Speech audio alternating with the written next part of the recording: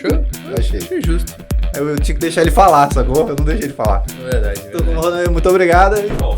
Já entrei na... Mas essa é a vinheta do Marrone. Errou! Bora, vamos lá. Olá, senhoras e senhores, está começando mais um FervoCast e hoje temos um convidado internacional, Matheus. Eu morro de todas as vezes. Essa é a piada mais Piada infame, ruim, né? É péssima. Mas nós temos um super convidado, não só italiano, como uma empresa bilíngue ainda. E aqui mesmo no estado, cara. Uma rede de supermercado internacional.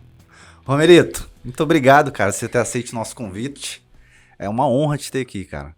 Cara, eu que agradeço, é sempre uma honra aí estar batendo papo sobre o negócio e aprendendo e passando um pouquinho da experiência que a gente tem aí no mercado. Que legal. Você que tá no canal e ainda não é inscrito, por favor, se inscreva no canal, ative o sininho para receber todas as notificações. A questão é, se o cara não tá no canal, ele não vai ser inscrito. Não, mas a galera tá assistindo, mas não é inscrito. A gente tem mais pessoas que assistem do que inscritos no canal. Tem as estatísticas lá, né? O YouTube não elas mente. mostram a gente. É verdade. Os caras, Larry Page lá, ó, do Google, ele sabe a verdade. Romerito, vamos lá. Hoje vocês têm quantas lojas? Nós somos em 3 lojas hoje, estamos abrindo a 4ª loja agora, provavelmente no próximo mês.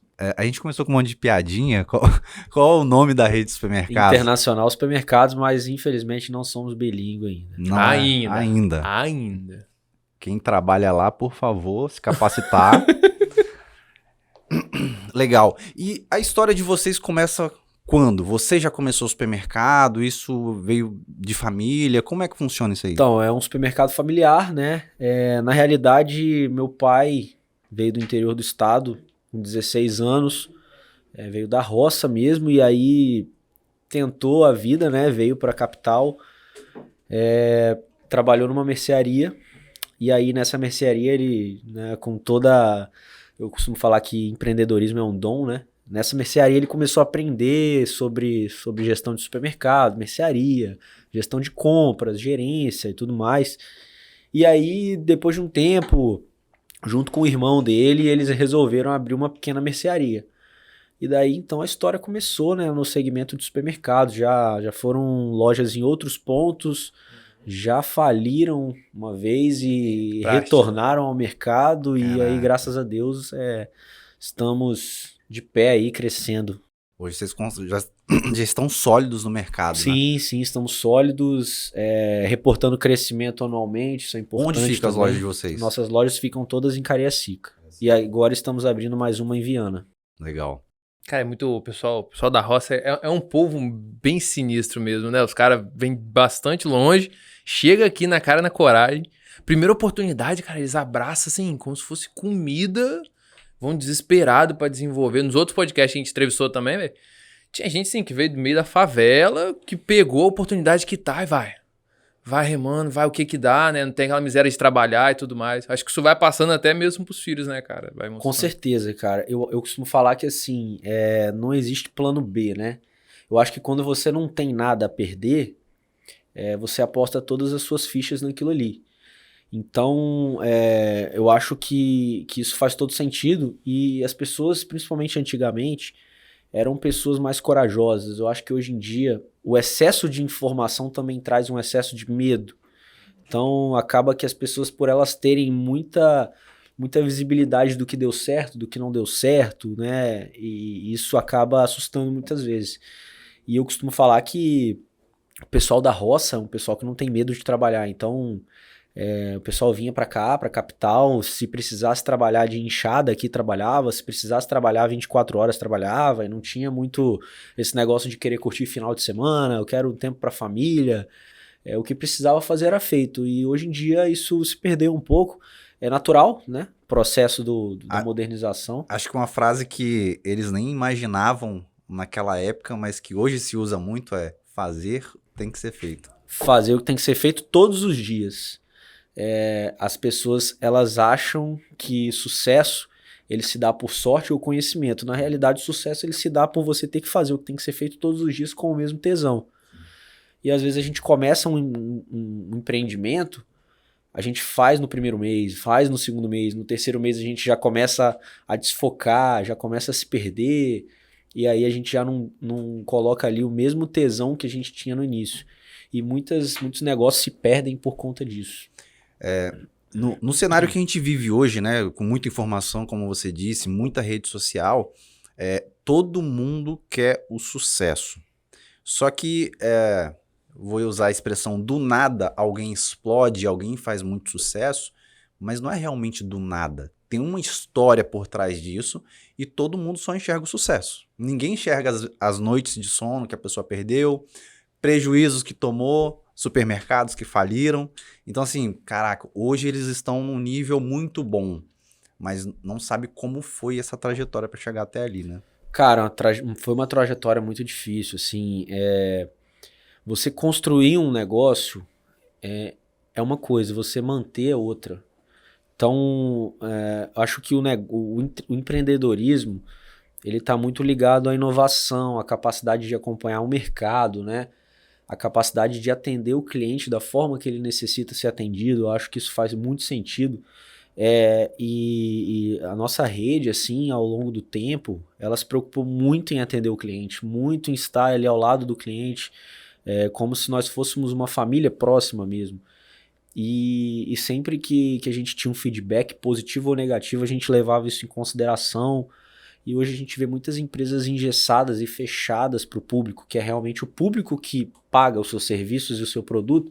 E às vezes as empresas elas estão muito focadas em manter ali um processo muito perfeito, mas esquece que o processo perfeito ele tem que ser o atendimento ao cliente. A partir do momento que você atende bem o seu cliente, você mantém ele com você.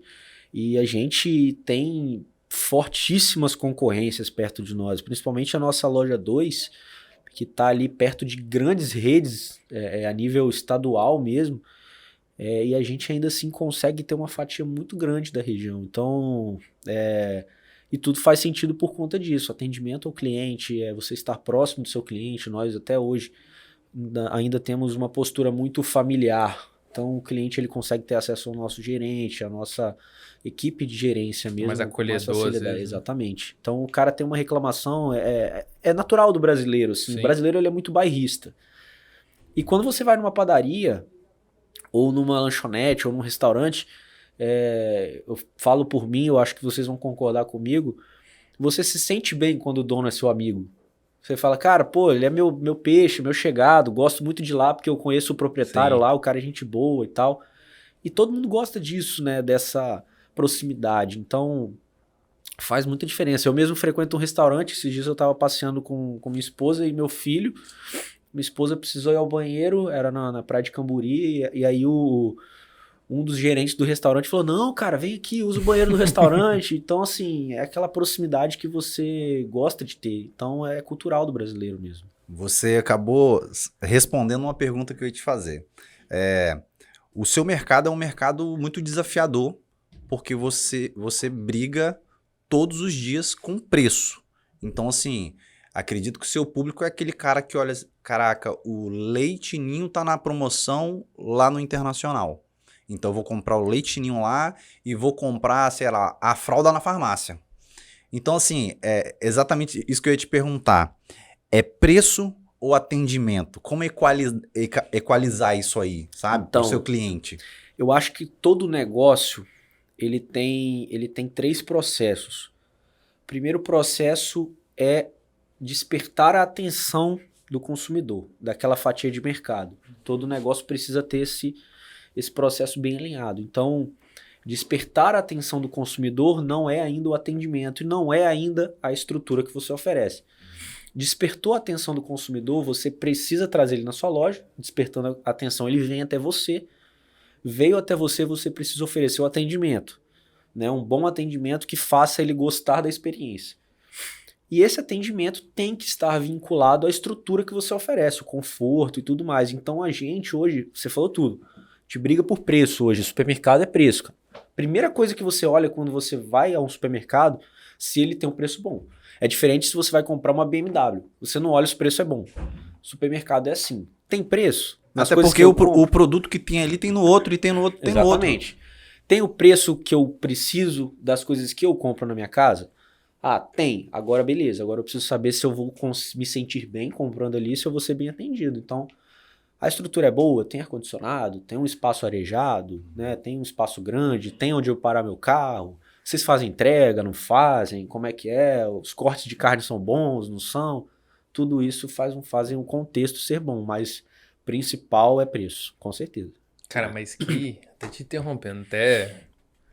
Não, interrompendo? Não, vamos lá. É porque eu tô cheio de curiosidade Não, aqui, eu cara. também, eu achei, caraca, é bem bizarro, principalmente porque, por exemplo, nós trabalhamos aqui no meio de serviço. Porra, tem várias possibilidades de como você compete com o ser humano. Não é um commodity entre si. Pô, você pode botar um atendimento super incrível, um produto, você consegue mostrar... Pô, pra montar estratégia, principalmente no supermercado e tudo mais, igual você falou, porra, não tem como disputar com um grande negócio por preço, né? Você vai bater, cara, ali, no máximo você pode negociar com algum fornecedor aqui mais próximo, mas assim, a margem de você, sei lá, igual se for da lata de leite em pó, leite ninho, porra, ali tá 8, aqui tá 6, vai fazer diferença nenhuma eu vender 50 mil lá, tudo bem que 50 mil faz uma diferença. Não, mas botando uns 100, uns 200, assim, a diferença não vale tanto, né? Aí você falando, eu falei, caraca, é bastante desafiador, né? Igual você falou da questão do você ter esse atendimento, ser acolhedor, então, tipo, é um meio termo que você tem que equalizar bem, igual você disse, de você vai crescer, mas você não pode perder esse acolhedor e nem o atendimento, né? E geralmente quando a gente cresce, é a dor que a gente vai distanciando do cliente, né? Cada vez você vai estar uma sala mais longe, mais longe, mais longe, mais longe.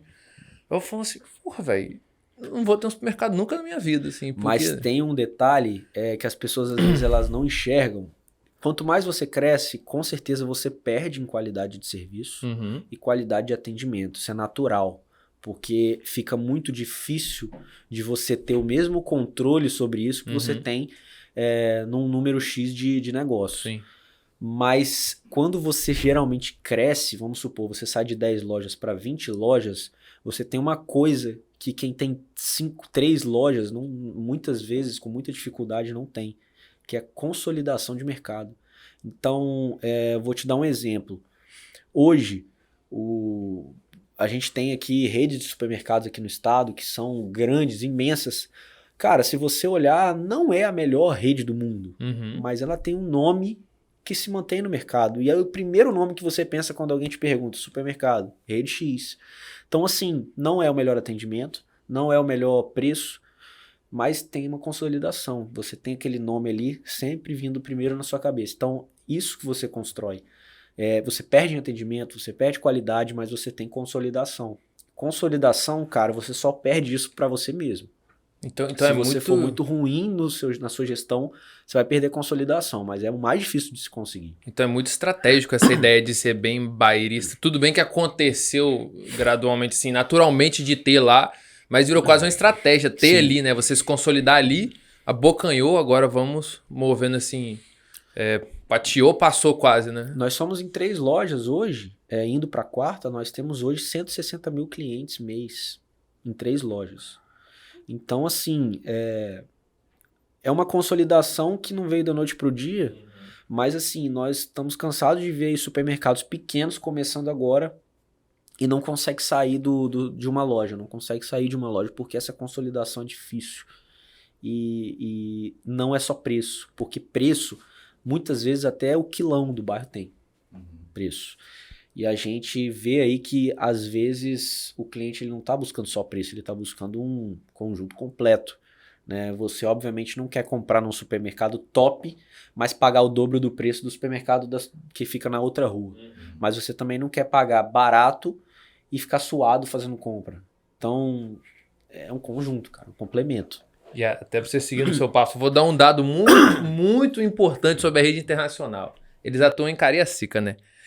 Partindo da projeção de 180 mil clientes que eles atendem assim, Cariacica tem 380 mil habitantes. Você quer dizer que eles atendem quase metade de um município com 3 lojas partindo para 4. Então entenda a dimensão, não só de eficiência, mas também, igual eu te disse, mais do que estratégia. Sim, absurdo, cara. Absurdo. Sim. E a jornada do cliente é interessante, né? Porque o cliente, primeiro, ele tem a necessidade. Depois da necessidade, ele vai vir na cabeça dele aonde ele vai suprir essa necessidade. Então a gente busca estar ali, né? Onde ele vai suprir essa necessidade? Cara, a gente faz o máximo para que a gente esteja primeira opção. Antes dele pensar em qualquer outra rede, não, vou logo ali no internacional. Tanto é que a gente atua forte na rede social, nossa rede social tem quase 23 mil seguidores, engajamento excelente nosso, então a gente faz um trabalho contínuo nisso. O Romerito, ele adianta todas as perguntas que eu vou fazer. Velho. Cara, o cara quando ele tem a visão à frente do tempo, você tá dando, o cara é internacional, né? Internacional. Ele tá no fuso horário da Austrália já. Pois é. Já chegou a perguntar lá. A rede social de vocês é extremamente engajada e ela é feita quase que só pelos funcionários de vocês, né? A primeira pergunta é, quantas pessoas vocês empregam hoje em todas as lojas?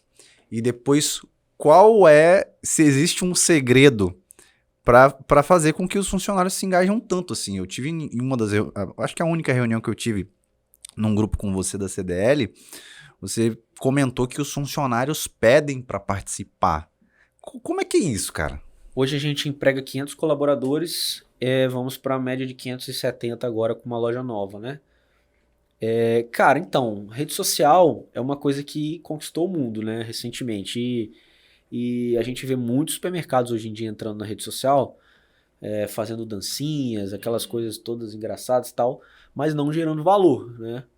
Eu até, quando eu tenho reunião com o pessoal do marketing, eu falo, cara, não fica fazendo dancinha. Dancinha não gera valor. Seu cliente, ele não tem que olhar pra você e dar risada, ele tem que olhar pra você, dar risada e tirar alguma coisa daquilo ali. Cara, tô dando risada, mas olha, o leitinho tá barato. Tô dando risada, mas olha, isso tem estacionamento. É mais ou menos isso. Não é só fazer dancinha. Fazer dancinha por fazer, deixa pros blogueiros. Tem que ter o porquê daquilo. Tem que ter um porquê daquilo, exatamente. Então, assim, a gente tem muitos colaboradores que não querem aparecer, por não verem valor nisso. O que eu ganho com isso? Você não ganha nada. Você vai aparecer, você vai abraçar a causa aí, mas tem muitos que querem. E isso se dá pelo fato da gente incentivar mesmo. Às vezes a gente brinda funcionários por participarem. Não, toma aqui um brinde para você tá ali fazendo alguma coisa. Esses dias uma funcionária pegou, a gente fez um vídeo no Reels lá, de uma massa lá, massa de bolo, bata tal, descanse por 30 minutos na geladeira. Aí a gente pegou a colaboradora, ela foi lá, abriu a geladeira, ficou lá na geladeira descansando. Então assim, não ganhou nada com isso, mas é o prazer de fazer os outros felizes e tudo mais, e contribuir para o crescimento da rede. Eu acho que foi isso. E ali a gente tenta incentivar ao máximo, a gente mostra para eles, a gente tem o grupo, a gente traz novidades, inovações, a equipe de marketing chama eles, vamos ver esse vídeo aqui desse supermercado tal, olha que legal, vamos fazer também? Aí o pessoal anima, vão, e é isso, cara. Mas muita gente também não topa. Não é todo mundo que quer, não. Vai muito de perfil. Tem gente que realmente tem muita vergonha de aparecer, mas acredito também que tem algumas pessoas que pensam assim, cara, eu não vou fazer isso porque não estão me pagando, eu não sou pago para isso. Cara, e esses dias eu refleti nessa parada. Eu venho de família humilde, né? Meus tios todos eram pedreiros. E eu comecei a refletir nessa parada. Falei, cara, meus tios eram os melhores pedreiros que eu conheci. Os caras são, sabe, chato com trabalho. Eles estão trabalhando ainda, exigentes. Não, estão velhos já, né? Pô, tá foda de achar, velho. Tá difícil, pedreiro. Puta e aí, cara, os caras extremamente responsáveis. Mas quando eu era moleque, eu sempre ouvia isso. Não, eu não vou fazer hora extra, não. Eu vou ficar lá enriquecendo o dono. Eu não vou fazer tal coisa porque eu fui pago pra fazer isso. E aí eu fiquei pensando, cara, quando eu comecei a trabalhar, eu tinha um pouco desse pensamento, assim, sabe? Pô, não vou fazer mais que isso porque eu não sou pago pra isso. E aí eu tentei buscar qual momento foi que eu virei essa chave. E eu falei assim, não é, eu não estou fazendo mais por isso, eu não estou enriquecendo o dono, eu tô numa linha de aprendizado. Cara, e quando eu virei essa chave e falei, tô numa linha de aprendizado, eu consegui estar próximo de pessoas que eu nunca imaginei. Sinceramente, eu nunca imaginei estar sentado nessa mesa aqui. Eu nunca imaginei ser comum caminhar na Praia do Canto, sabe? Porque de onde eu vim era um pedestal muito alto, cara. Pô, Praia do Canto, sabe? Então, assim, a partir do momento que você entende que você não está fazendo não fui contratado para isso, então não vou fazer, e encara como um aprendizado, você consegue subir degraus na sua carreira, sabe? Eu acho que isso quando você consegue enxergar isso, é bem interessante. Isso é o over-delivery, né, cara? Eu acho que nem todo mundo tá preparado pro over-delivery. Tem gente que acha que tem que fazer só o basicão ali, só que... Tem gente que nasceu mesmo, que o cara não vai conseguir sair daquela posição, né? Tem muita coisa envolvida. Só que, cara, você pode não assim, dobrar as suas condições, mas você sempre consegue subir um degrau. O over-delivery, ele te dá isso. Você pode ser um pedreiro, você pode ser o melhor pedreiro que você puder ser. Não é o melhor pedreiro do mundo, é o melhor que você puder ser. Isso, com certeza, é 100% garantido que vai te trazer algum retorno. Seja 2% de retorno, 10% de retorno, e pode ser que te traga 100% de retorno, a gente não sabe. Mas você tentar ser mais do que você é hoje, com certeza vai te trazer alguma coisa a mais. Nem que seja relacionamento. Sim, nesse pensamento eu sempre fiquei pensando assim, cara, por que eles nunca viraram um encarregado na obra, um chefe, sabe? Porque na cabeça deles, eles não podiam babar o ovo do chefe, sacou? Aí hoje eu pensando, cara, que pensamento medíocre, sabe? Não é isso, cara. É realmente aprendizado. Isso ninguém te tira. Então, se você faz uma coisa todo dia, chega um ponto que você vai ficar limitado àquilo. Se você se empenha mais um pouquinho e aprende a, sei lá, vou colocar no seu caso do supermercado, arrumar aonde fica o hortifruti, opa, você tem mais uma experiência na vida, sabe? Claro, algo que eu gosto muito de fazer eu gosto de rodar todos os setores das lojas, né? Por quê? Porque eu acho que todo negócio ele tem problemas. Ele tem problemas que devem ser corrigidos. Independente do negócio, pode ser a maior empresa do mundo, ela vai ter problemas. E você só vai descobrir esses problemas entrando na operação. E quando você entra na operação, às vezes você topa com situações que você nunca topou antes. E aí você pensa, cara, como que eu vou resolver isso? Sempre há alguma coisa nova, né? E aí, a partir desse como eu vou resolver isso, que você vai atrás de uma resolução e você vai aprendendo, né, ao longo do dia. Sair da zona de conforto mesmo. Eu poderia muito bem ficar só olhando números, vou ficar só olhando números e acabou. Se o número não bater as expectativas, eu vou cobrar o meu gerente, eu vou cobrar o meu encarregado de loja, meu chão de loja. Mas, cara, não é só ficar olhando números, eu preciso entrar na operação, eu preciso estar ali vendo a realidade do dia a dia. Às vezes achar alguma coisa que está performando bem, mas talvez você passe ali, você olha e pode performar melhor do que está, justamente porque você foi ali e viu. Então são diferenças aí que nem todo mundo tem, né? Muita gente não tem esse over, mas vai de cada um. Eu acho que para os bons crescerem tem que ter os ruins também, né? Tem espaço no final para todo mundo, né? Tem que ter as pessoas em cada posições. Mas eu acho que casou perfeitamente, vocês estão falando principalmente da questão de over-delivery, né? De posicionar, de entender, que vai encaixar já com a outra pergunta que eu fiquei super entretido de perguntar. Mas tu tinha até comentado, né, Romerito, anteriormente aqui que a gente estava falando, da questão de... Você inicialmente não começou já trabalhando no supermercado, né? Você aderiu ele depois, assim, mais tardar. E tem toda a questão de ser familiar, né?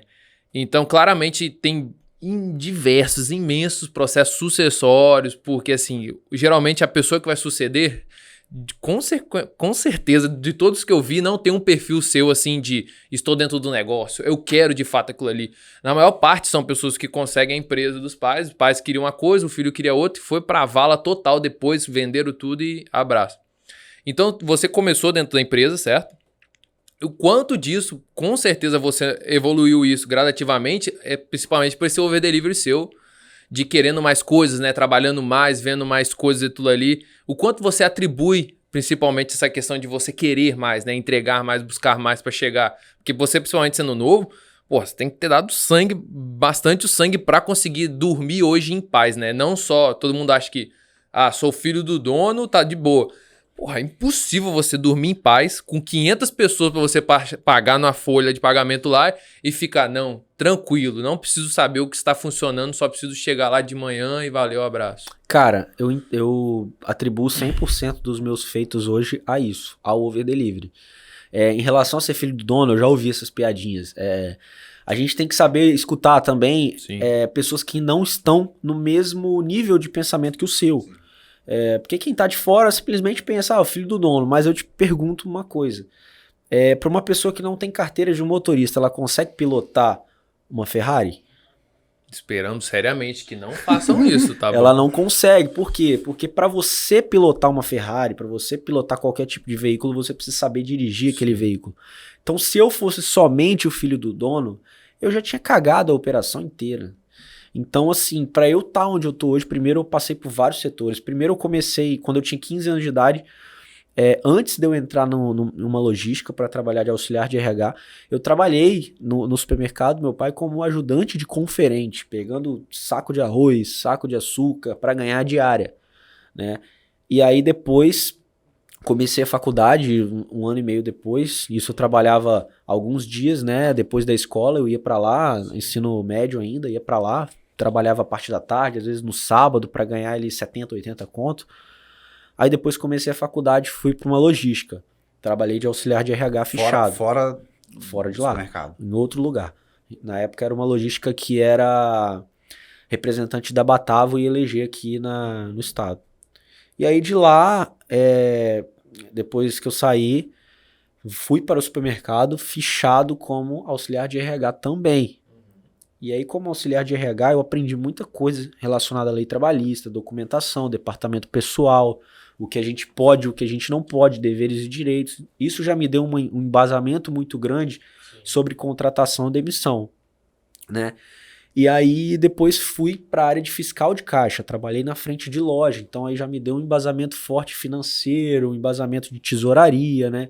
Algo em torno de margem, fechamento de caixa, sistemas de frente de loja. Fiscal de caixa é o cara que confere o caixa Confere, mesmo? faz o fechamento ali, né? Quando você está ali passando no caixa, sempre precisa fazer um cancelamento de um item, aí você vê que a operadora de caixa chama alguém para vir fazer... que acende. Exatamente. Aí vem o fiscal de caixa e faz o cancelamento. E o fiscal de caixa, obviamente, também sabe atuar no caixa como operador de caixa. Duas curiosidades que vieram aqui nesse assunto. O que acontece quando falta dinheiro no caixa ou quando sobra dinheiro no caixa? Então, que passa 1 centavo, o cara... 3 centavos, o caixa te devolveu 5. Tem um mercado negro do caixa. Tem alguma razão, assim, pode ser que seja erro na contagem, ou pode ser que o operador tenha passado algum troco errado, pode ser que o operador tenha realmente tirado o dinheiro do caixa sem permissão, pode ser que um produto tenha passado errado, um código errado, N razões. Mas tem uma mas tá margenzinha errado, aí não pra pode cima, faltar pra e nem baixo? sobrar. Tem uma margenzinha. Por conta dos trocos, normalmente faltar até R$1 no caixa ali no dia, ou sobrar até R$1, aceitável. A partir de R$1 tem alguma coisa de errado. Mas os operadores de caixa, eles recebem, né, um extra na carteira, que já é previsto em convenção mesmo, que é a quebra de caixa. Então, além do salário, ele recebe mais 200 e pouco de quebra de caixa. Quando ele recebe, você tem a permissão para descontar caso falte. Se ele não receber, você não pode descontar. Exatamente. Passa dessa margem. Exatamente. E aí, depois de fiscal de caixa, eu virei comprador. E aí virou minha chave, assim, porque comprador eu passei a ter uma noção absurda de tributação, né? Eu passei a ter uma noção absurda de gestão de estoque, de entrega, de frete. Comprador é o cara que faz as negociações com fornecedores, Exatamente, essas coisas, né? exatamente. E aí eu comecei a ter uma noção de preço, nota fiscal, assim, tudo que gira em torno ali dos bastidores. Processamento de dados da empresa, lançamento de nota, tudo. E dali ganhei um espaço e com o Smart Money entrei de sócio proprietário. Até chegar aí, você Exatamente. rodou na empresa inteira. Exatamente. Então hoje, como sócio proprietário, eu sei o que acontece em cada setor. Uhum. Eu tenho autoridade para falar, isso aqui tá errado, isso aqui tá certo. Quando a gente vai trocar sistema da empresa mesmo, já aconteceu de precisar trocar, quem faz as reuniões com o TI sou eu, com a empresa de sistema sou eu, que eu entendo um pouco dessa área. Então, obviamente eu não sou um expert em TI, mas a base eu consigo compreender para ver se o sistema atende a gente ou não, tudo mais. Então, assim, para quem está querendo começar um negócio ou trabalhar com isso, tem que ter uma afinidade com aquilo que está fazendo, senão você tem grandes chances de não conseguir dar sequência. Dentro do seu negócio, cara, qual foi a decisão mais difícil que você teve que tomar?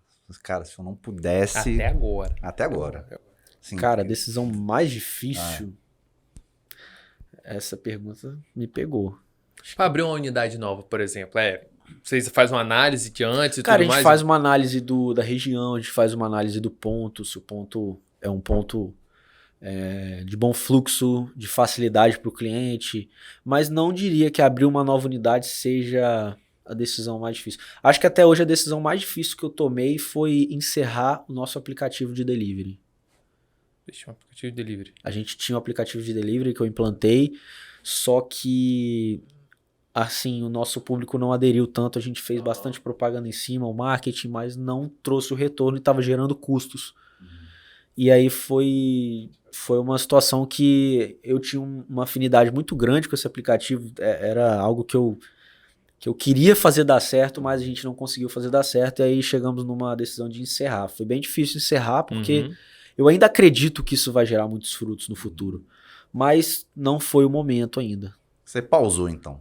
No futuro vem de novo. Aplicativo é foda, cara, assim, gerir, o problema sempre quando você lança, tá top.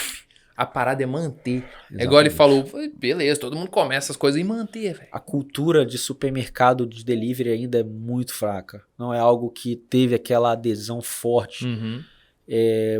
O pessoal usa, mas não no volume que precisa para se manter. Sustentável. As pessoas usam para comprar só o supérfluo. Quando, para ele se manter, as pessoas deveriam usar para fazer a compra mensal mesmo, no lugar de ir na loja, comprar por ali. Você já teve que fazer... Você já teve que fazer alguma manobra porque a concorrência estava se aproximando de você e isso era um desafio? E essa é a história, acho que vale a pena vocês prestarem atenção, viu? Porque é boa. É gambiarra? 2 histórias. Não é gambiarra não. Então, a gente tem uma loja hoje, a nossa loja 2, que na frente dessa loja tem um galpão de 5.000 metros. E esse galpão era um distribuidor que funcionava lá, distribuidor de... Inclusive a gente comprava com eles também. Distribuidor que fornece itens de cesta básica, itens de perfumaria e tal. Não é indústria, mas é distribuidor, né? E a gente algumas vezes comprava com eles. E o dono dessa distribuidora é um grande amigo nosso da família, assim. E aí ele encontrou um outro galpão, outro local para ele atuar com um custo mais barato. E aí ele, antes dele sair, ele avisou pra gente, olha, Romerito, a gente tá saindo daqui e tal, e o concorrente X já quer pegar esse galpão aqui pra montar uma mega loja. E era na frente da nossa loja 2 mesmo, na frente, 5.000 metros. Maior que a sua loja? Maior que a minha loja. O cara conseguiria fazer ali... A minha loja hoje, ela tem 2.000 metros de loja e 2.000 metros de área de estacionamento. O cara conseguiria ali fazer uma lojona e me ferrar, assim, tirar pelo menos aí 60% do meu faturamento. E o aluguel desse galpão era 20 mil. Aí eu me reuni com meu sócio lá, a gente falei, cara, o que é pior? Perder 60% do faturamento ou pagar 20 mil por mês? Perder 60% do faturamento é pior. A gente alugou na mesma hora. Sem saber o que ia fazer com esse galpão, ficou fechado 1 ano e meio. Caraca. E hoje a gente tá... Só não me fala que isso foi na pandemia. Foi antes da pandemia. Aí a gente agora tá profissionalizando um pouco mais o nosso negócio e esse galpão vai se tornar um CD, né, um centro de distribuição. Para todas as 4 lojas. Para todas as 4 lojas, isso aí. E é um ponto estratégico, é muito perto das lojas. E a gente alugou, assim, sem saber o que fazer. Bora pagar 20 mil por mês aqui. Caraca. Mas tá bom. Melhor do que perder mais do que isso. Aí alugamos, né? E um outro caso foi na frente da nossa loja 1, tinha um prédio. Tem um prédio. E um dono de uma rede de açougues queria comprar esse prédio para montar um açougue lá. Caramba. E o açougue dele é muito forte. A gente comprou o prédio. Então, para evitar isso. Mas e o prédio? Tá lá, a gente não sabe ainda o que vai usar no momento. Isso foi esse ano. Então você já entende o aprendizado. Tem alguma coisa na frente da loja, você compra. As outras 2 você já se prepara. É importante. Porque o cara já tá... O açougueiro deve estar puto lá. A gente comprou o prédio, foi um bom investimento porque é um investimento imobiliário. A gente, na pior das hipóteses, pode alugar todo o prédio, consegue se pagar, mas a gente no futuro usa em algum negócio, talvez numa outra loja, enfim, a gente não sabe, mas eu acho que para você obter o sucesso, você tem que desfocar no sucesso, você tem que focar em fazer aquilo ali, o básico bem feito, porque o sucesso é consequência. Se você focar no sucesso, o básico não é bem feito. Eu acho que é consequência o sucesso. Acredito que se você focar no sucesso, caso ele chegue, você não vai estar nem preparado para lidar com isso. Exatamente. Porque, chegou o sucesso, e aí, o que eu faço agora? Chegou o sucesso. Cartinha lá, né? Isso Sucesso aí. aí. Então, assim,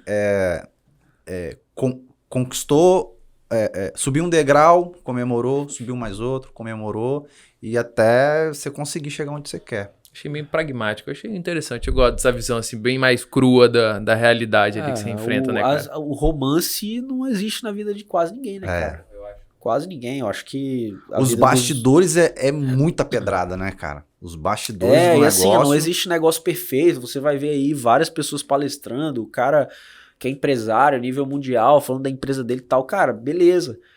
Se eu fosse vir aqui pra falar de todos os pontos negativos da minha empresa, não teria uma pessoa assistindo isso.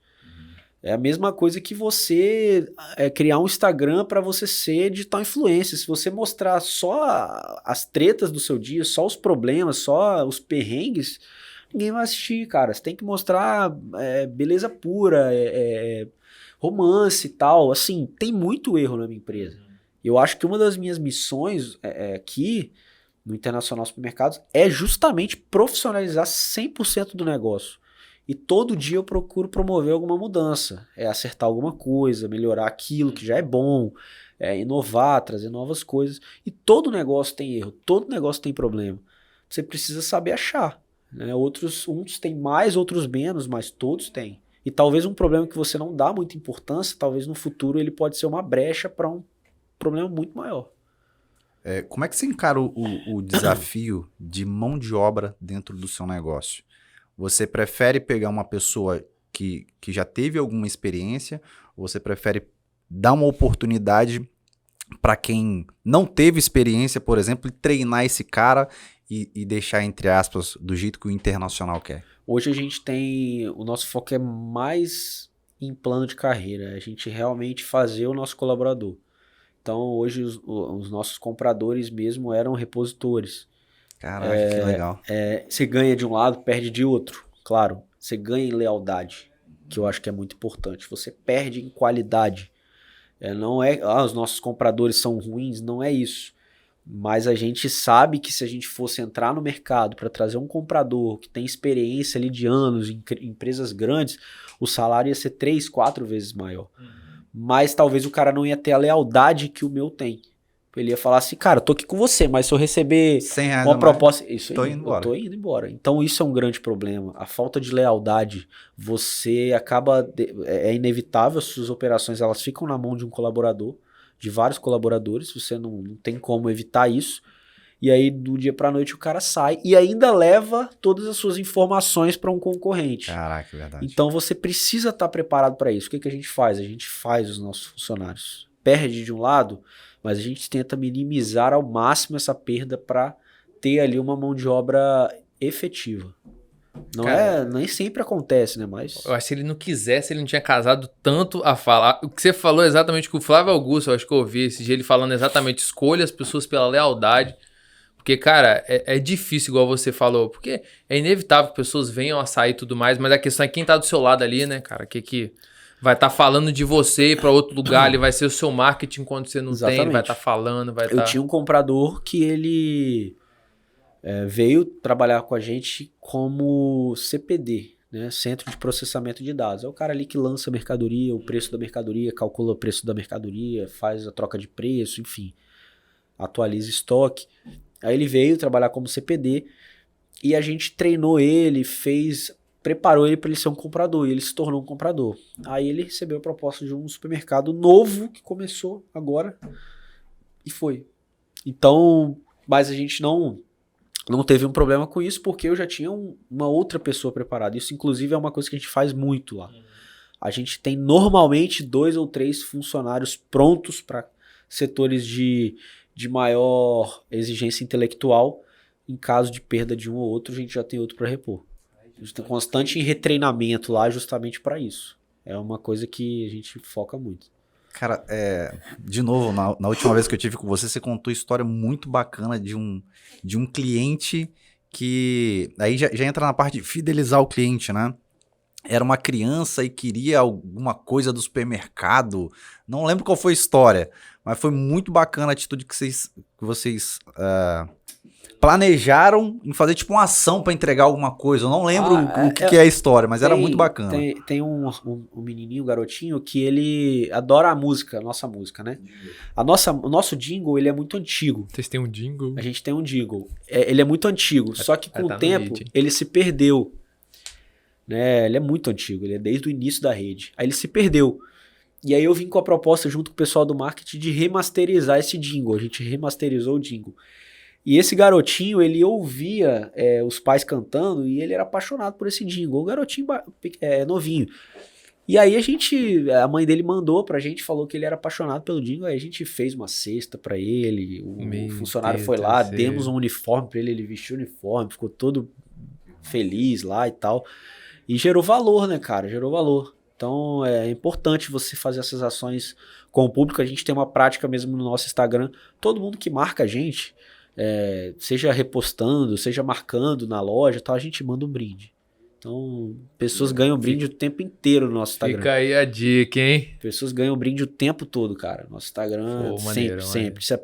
E também tem a questão do over delivery. Caso a pessoa tenha um feedback negativo também, a gente sempre procura fazer o over delivery. Então, aconteceu uma vez lá, foi um erro de operação, que no mesmo dia foi corrigido. Mas um cliente comprou um pão, né? A gente tem padaria própria, produção própria. O cliente comprou um pão embalado. Quando chegou em casa, não sei o que a equipe de padaria arrumou, mas foi um grampozinho dentro do pão. E a criança comeu, o grampo furou a boquinha dela.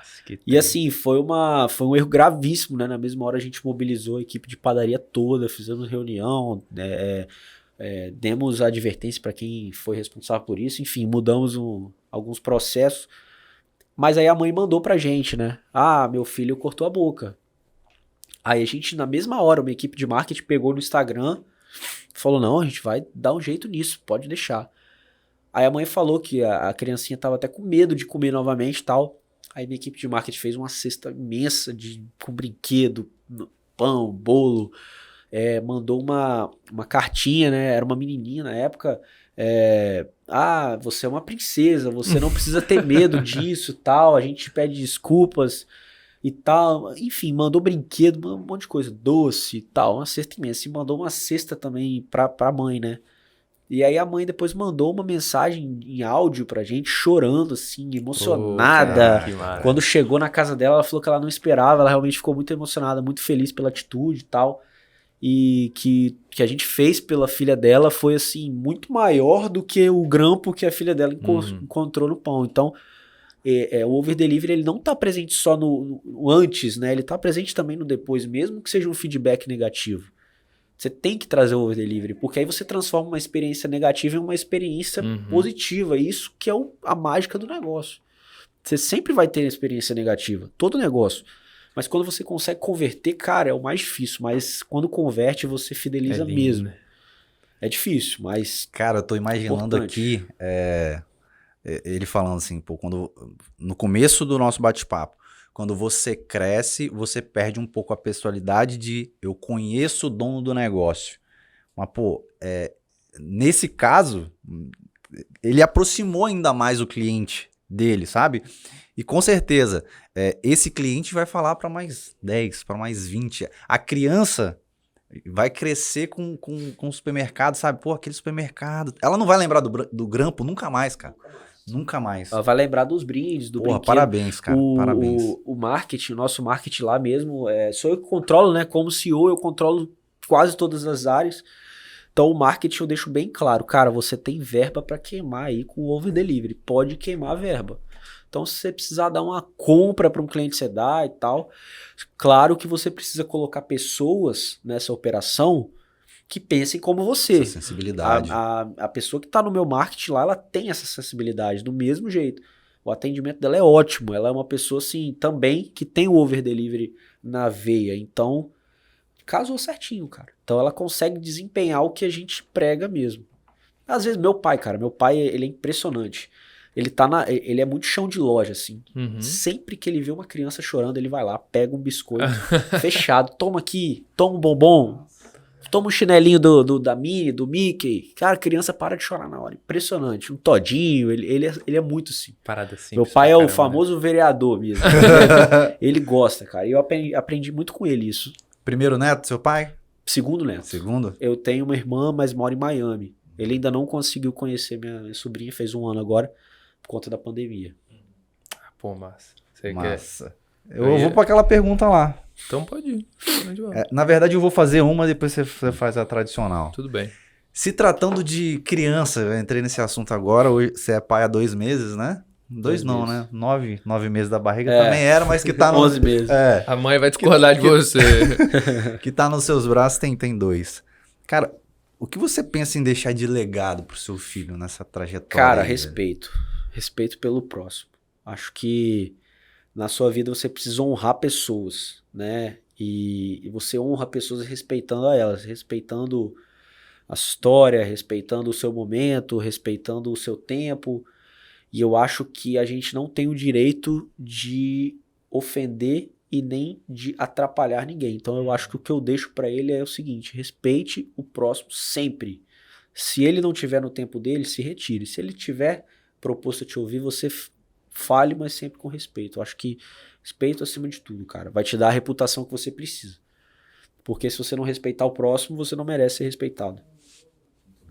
E honrar, né, cara? Honrar as pessoas, porque, afinal de contas, quem me proporciona e proporciona pra rede tudo que a rede conquistou hoje são pessoas.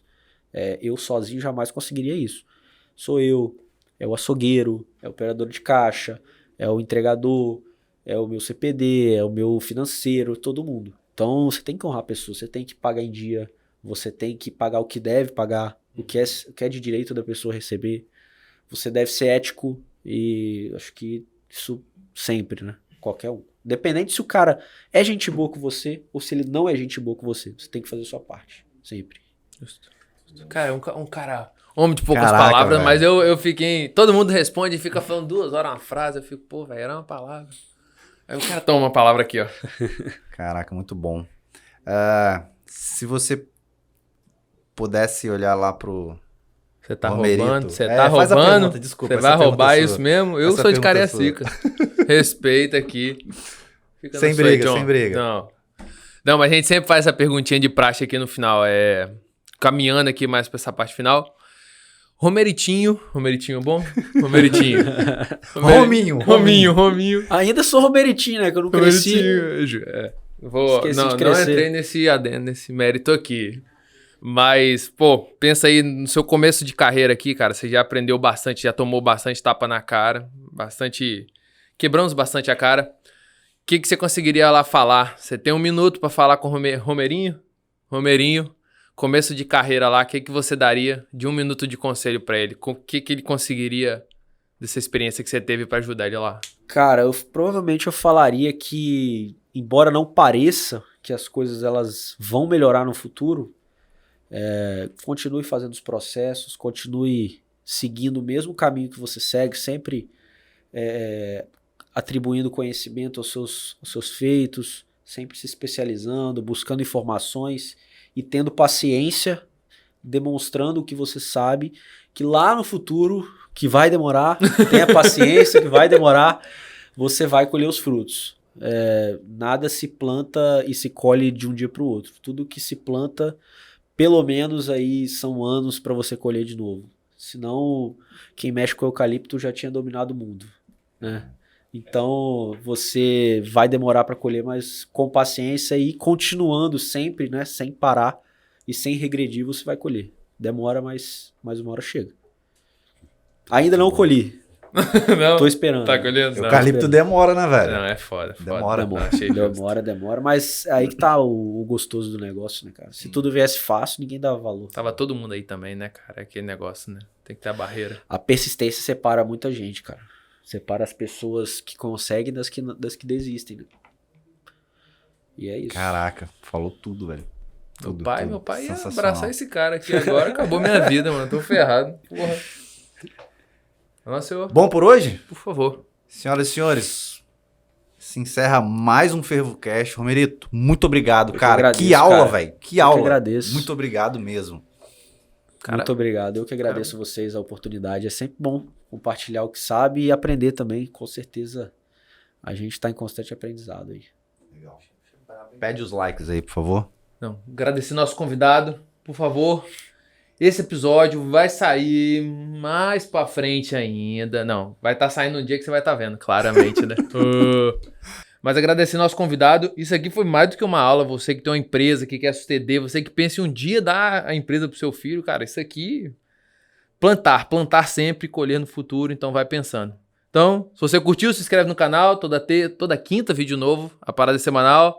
Deixa seu like, compartilha, pra poder continuar. Vocês são nossa força, tamo junto, vamos lá.